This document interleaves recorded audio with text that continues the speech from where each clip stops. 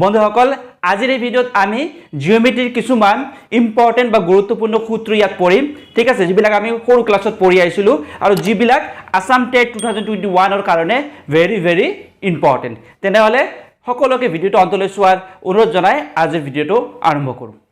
নমস্কাৰ বন্ধুসকল, মই সুমিত কুমাৰ চক্ৰৱৰ্তী এছকে টিউটৰিয়েললৈ সকলোকে স্বাগতম জনাইছোঁ। আজিৰ এই ভিডিঅ'ত আমি কি পঢ়িম জিঅ'মেট্ৰি আৰু জিঅ'মেট্ৰি কিছুমান বেসিক ঠিক আছে সাধাৰণ আমি কিছুমান ডেফিনেশ্যন যিবিলাক জিঅ'মেট্ৰি পঢ়িবলৈ আমাক লাগে সেয়া আমি আজি ভিডিঅ'ত পঢ়িম আৰু সেয়া টেটৰ কাৰণে খুবেই ইম্পৰ্টেণ্ট হ'ব ঠিক আছে। তো প্ৰথমতে আছে বিন্দু ঠিক আছে।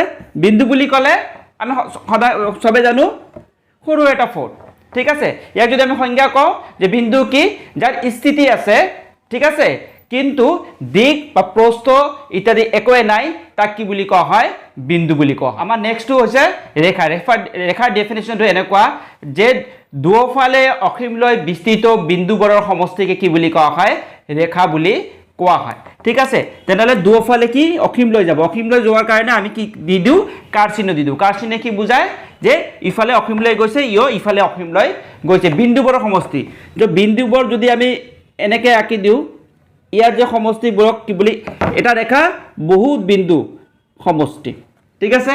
তো ৰেখাক যদি মই এটা পাৰ্ট লওঁ তাক কোৱা হয় এটা খণ্ড লওঁ তেনেহ'লে ইয়াক কোৱা হয় ৰেখা খণ্ড। আৰু ৰেখাৰ লগত জড়িত আৰু এটা বস্তু আছে তাক কি বুলি কোৱা হয় ৰশ্মি বুলি কোৱা হয়।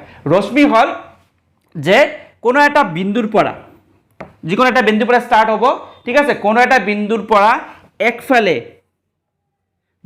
অসীমলৈ বিস্তৃত বিন্দুবোৰৰ সমষ্টিয়ে হ'ল ৰশ্মি ঠিক আছে। নেক্সট আমাৰ যিটো আহে সেয়া হ'ল কোণ, ইংৰাজীত কোৱা হয় ঠিক আছে, ইংৰাজীত কোৱা হয় এংগেল ঠিক আছে। এইবিলাক আমি আগতে জানো তথাপি ডেফিনেশ্যনবিলাক আমি যেহেতু এইটো ক্লাছত ডেফিনেশ্যনবিলাক আমি চাম সেইকাৰণে আমি কৈছোঁ যে দুডাল ৰশ্মিৰ ঠিক আছে প্ৰান্তবিন্দু যদি একেটাই হয়, ইয়াত দুটা ৰশ্মি আছে সাপোজ অ এ আৰু অ বি দুডাল ৰশ্মি কিন্তু প্ৰান্তবিন্দু য'ৰ পৰা ষ্টাৰ্ট হয় সেয়া যদি একে হয় একেটা বিন্দু হয় দুটা ৰশ্মি যদি প্ৰান্তবিন্দু একেটা হয় তেনেহ'লে তাক কি বুলি কোৱা হয় কোণ বুলি কোৱা হয়। কোণক এনেদৰে বুজোৱা হয় ঠিক আছে। তো কোণ বহুত কেই প্ৰকাৰৰ হ'ব পাৰে ঠিক আছে। যদি কোণটো 90 ডিগ্ৰী এংগেল হয় আমি কোণ মাপিব চবে জানো ঠিক আছে। তো যদি 90 ডিগ্ৰী হয় তেনেহ'লে তাক কি কোৱা হয় সমকোণ ঠিক আছে। সমকোণ কাক কোৱা হ'ব সমকোণ কোৱা হ'ব যদি কোণটো কি হয় 90 ডিগ্ৰী হয় ঠিক আছে। সূক্ষ্মকোণ 90তকৈ তলত আৰু 0 ডিগ্ৰীতকৈ বেছি। সূক্ষ্মকোণ হ'ব 90তকৈ কম ঠিক আছে 0তকৈ বেছি। এইবিলাক কোণক কি বুলি কোৱা হয় সূক্ষ্মকোণ। স্থূলকোণ কোণবিলাক যিবিলাক 90তকৈ ডাঙৰ 360তকৈ কম সেইবিলাকক কোৱা হয় সূক্ষ্মকোণ। আৰু সৰলকোণ কোণবিলাক যিটো কোণৰ মাপ 180 ডিগ্ৰী 180 ডিগ্ৰী কোণবিলাকক কি বুলি কোৱা হয় সৰল কোণ কোৱা হয়। আৰু প্ৰবৃদ্ধ কোণ কোণবিলাক যিবিলাকৰ মাপ 180তকৈ বেছি কিন্তু 360তকৈ কম সেইবিলাক প্ৰবৃদ্ধ কোণ বুলি কোৱা হয়। তো বন্ধুসকল ইমান দেৰিলৈকে আমি বিন্দু কি ৰেখা কি ৰেখাখণ্ড কি ৰশ্মি কি কোণ কি ইত্যাদি পঢ়িলোঁ আৰু আমি যেবিতে নেক্সট পাৰ্টটো পঢ়িম আমি ইয়াত পঢ়িম ত্ৰিভুজ। একচুৱেলি ত্ৰিভুজৰ ডেফিনেশ্যন দিব গ'লে কি আমি ক'ম যে তিনিটা বাহুৰে আগুৰা ঠিক আছে বন্ধ সমতল ক্ষেত্ৰক কি বুলি কোৱা হয় ত্ৰিভুজ বুলি কোৱা হয় ঠিক আছে। তো তিনিটা বাহুৰে আগুৰা বন্ধ হ'ব লাগিব ক্লোজ হ'ব লাগিব, এনেকুৱা হ'ব নোৱাৰে ঠিক আছে। এইটো ক্লোজ নহয় এইটো ক্লোজ ঠিক আছে।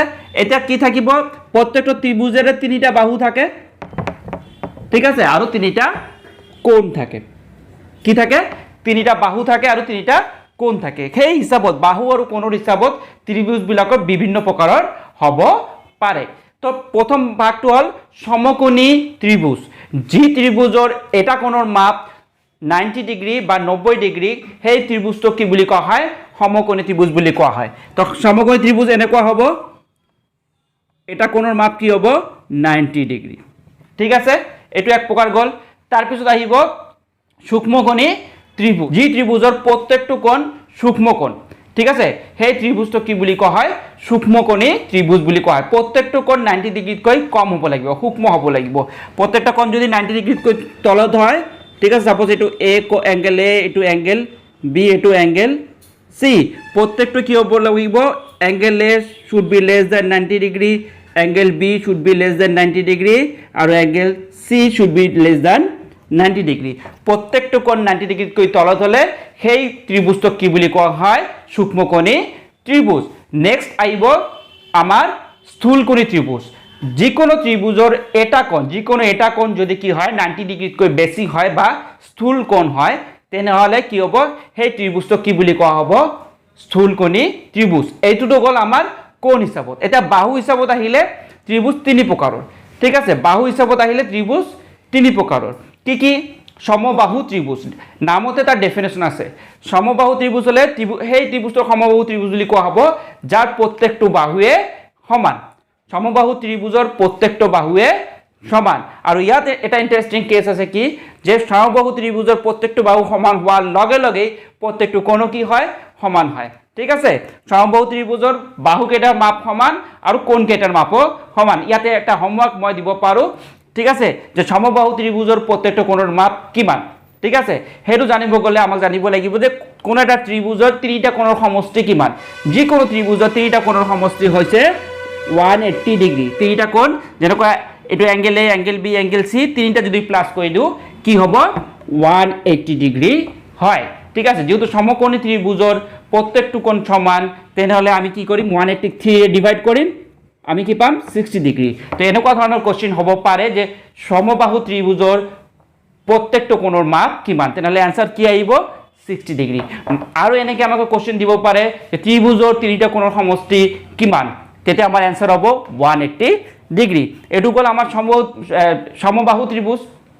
ঠিক আছে এতিয়া আহিব আমাৰ বিষমবাহু ত্ৰিভুজৰ কি হ'ব প্ৰত্যেকটো বাহু এটাৰ লগত আনটো সমান নহয় প্ৰত্যেকটোৰ যোগ বেলেগ বেলেগ হ'ব ঠিক আছে যি ত্ৰিভুজৰ প্ৰত্যেকটো বাহুৰ যোগ কি হয় বেলেগ বেলেগ বা অসমান হয় তেনেকুৱা ত্ৰিভুজক বিষমবাহু ত্ৰিভুজ বুলি কোৱা হয় ঠিক আছে নেক্সট আমাৰ আহিব কি সমদ্বিবাহু ত্ৰিভুজ ঠিক আছে সমদ্বিবাহু ত্ৰিভুজৰ দুটা বাহুৰ মাপ কি হ'ব সমান হ'ব সাপোজ এ বি সি এটো এটা যদি সমদ্বিবাহু ত্ৰিভুজ হয় তাৰ দুটা বাহু সমান হয় ধৰি লৈছো যে এ বি আৰু এ সি সমান তেনেহলে সেই সমদ্বিবাহু ত্ৰিভুজৰ দুটা বাহু যদি সমান হয় তাক কি কোৱা হ'ব সমদ্বিবাহু ত্ৰিভুজ আৰু ইয়াতো এটা ইন্টাৰেস্টিং কেস আছে কি যে সমদ্বিবাহু ত্ৰিভুজৰ বাহু দুটা সমান হোৱাৰ লগে লগে কোণ দুটাও কি হ'ব সমান হয় ঠিক আছে এটা কোণ দুটা কোণ সমান হ'ব ঠিক আছে এই দুটা কোণ সমান হ'ব বাহুটোৰ আৰু তাৰ বেছৰ লগত থকা ঠিক আছে ভূমিৰ লগত থকা যে দুটা বাহু সমান এটা বাহু তাৰ বেছ বা ভূমি আন এটা বাহু তাৰ বেছ বা ভূমি সাপোজ এইটো এংগেল বি এইটো এংগেল সি এই দুটা কোণ কি হ'ব তাৰ যোগ কি হ'ব সমান হ'ব ঠিক আছে আজি ইয়ালৈকে আমি এই ভিডিওটো অন্ত পেলাম ঠিক আছে নেক্সট ভিডিওত আমি জ্যামিতি সম্পৰ্কে আৰু নতুন নতুন ধাৰণা যিবিলাক বৰ্গ ৰম্বাস আয়ত ইত্যাদিৰ আমি আৰু কিছুমান কনসেপ্ট লৈ নেক্সট ভিডিওত অতি সোনকালে আমি আহিম ধন্যবাদ বন্ধুসকল ভিডিওটো অন্তলৈ চোৱাৰ বাবে ভিডিওটো আপোনালোক কেনে লাগিলে কমেন্ট বক্সত কমেন্ট কৰি নিশ্চয়কৈ জনাব আৰু ভিডিওটো যদি আপুনি কিবা সুধিব লগা আছে তেতিয়া হলে কমেন্ট বক্সত কমেন্ট কৰি জনাব মই উত্তৰ দিয়াৰ চেষ্টা কৰিম আৰু এইটো ভিডিও যদি আপুনি প্ৰথমবাৰৰ বাবে চাই আছে বা নতুনকৈ চাই আছে তেনেহলে এই চেনেলটো সাবস্ক্ৰাইব কৰি ল'ব কিন্তু আসাম টেটৰ ৰিলেটেড মেথছৰ ৰিলেটেড কোৱেশ্চন এনসাৰ বা তেনেকুৱা ধৰণৰ কনসেপ্ট এইটো চেনেলত ৰেগুলাৰলি মই আলোচনা কৰি আছো আৰু কৰিয়ে থাকিম তেনেহলে আজিৰ কাৰণে মই সুমিত কুমাৰ চক্ৰৱৰ্তী সকলৰ পৰা বিদায় মাগিছো নমস্কাৰ